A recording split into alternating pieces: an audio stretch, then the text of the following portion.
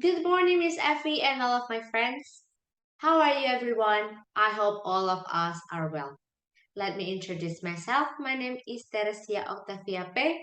from class MKN 26.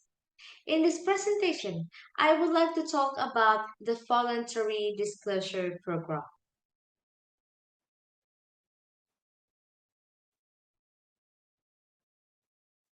In social life, government policies are needed. Its presence can affect the joints of people's lives.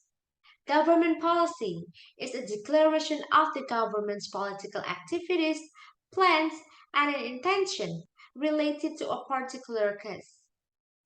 One of the policies issued by the government is the Voluntary Disclosure Program.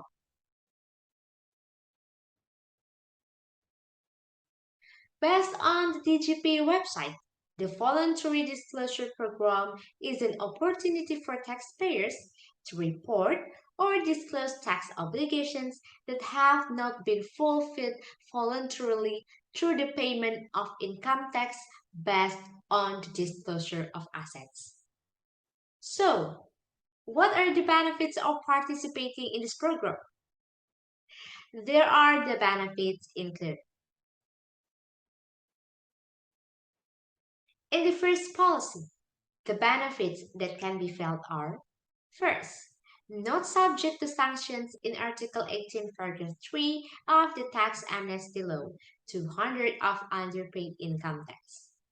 Second, data or information sourced from SPPH and its attachment that are administered by the Ministry of Finance or other parties related to the implementation of HPP law cannot be used as a basis for investigation and or criminal prosecution of taxpayers. While in the second policy, the benefits include no provisions for 2016 to 2020 obligations have been issued unless assets are found to be under disclosed. And the second point is the same as the explanation in Policy 1.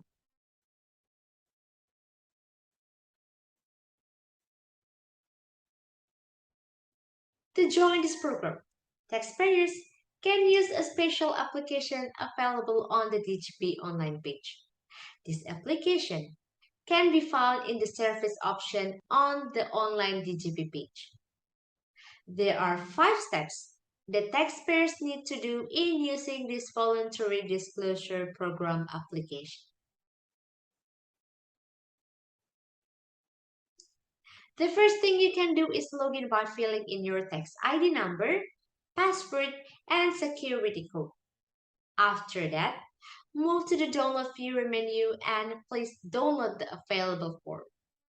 Once downloaded, open the Property Disclosure Notification Letter form with Adobe Acrobat Reader List. The next step is to fill out the form according to the title. Taxpayers are asked to fill in the detail of net assets and list of debts. For the year of acquisition of assets, in the taxpayer choose policy 1, the year of acquisition is filled in from 1185 to 2015. Meanwhile, for policy 2, the acquisition year is filled from 2016 to 2020. Next, complete all the required fields. When you're done filling out everything, press Submit.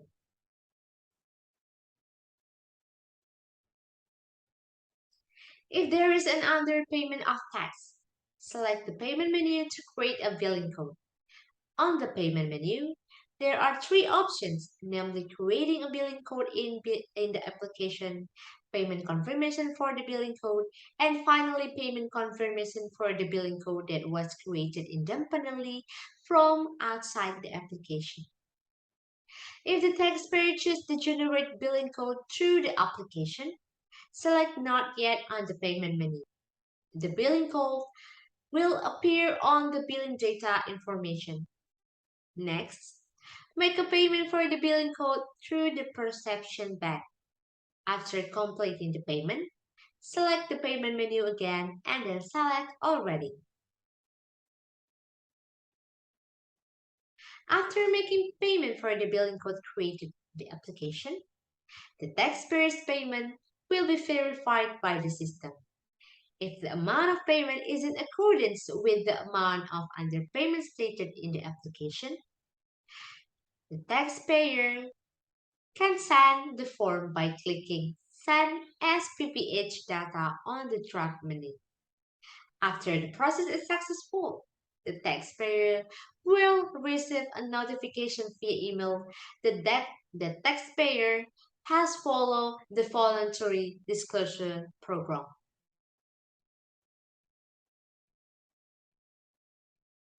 To conclude, those are the flow of voluntary disclosure programs application. This program will be held from January to end of June.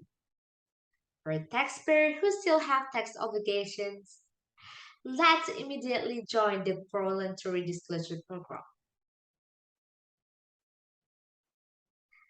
So, that's all from my presentation, and thank you so much for your attention. See you!